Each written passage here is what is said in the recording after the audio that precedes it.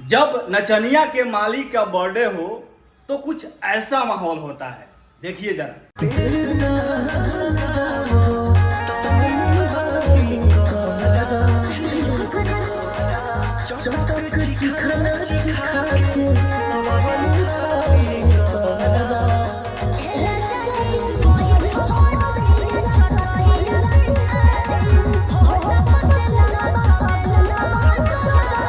देख लिए ना कितना मजा है इसको।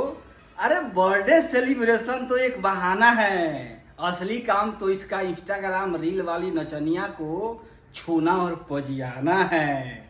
देख रहे हैं ना, ये काम में बहुत फायदा है, पैसा का पैसा और माजा का माजा। अब हम ना आज से रील बनाना छोड़ रहे हैं और हम भी सॉन्ग प्रमोशन लाइन में घुस रहे हैं। जितने भी सिंगर भाई लोग हैं और कंपनी भाई लोग हैं, आप लोग से रिक्वेस्ट है कि अब आप लोग प्रमोशन हमको दीजिए। हम भी नचनिया का ग्रुप इकट्ठा कर रहे हैं और हम भी अब प्रमोशन आज से चालू करते हैं।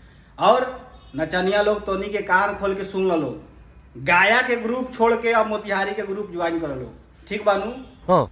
और भाई लोग तोनी के का देखा तड़ लोग, अरे वीडियो के ज्यादा से ज्यादा शेयर कर लो ताकि हमार प्रोफेशनल नाच के साटा होके, ठीक बानू?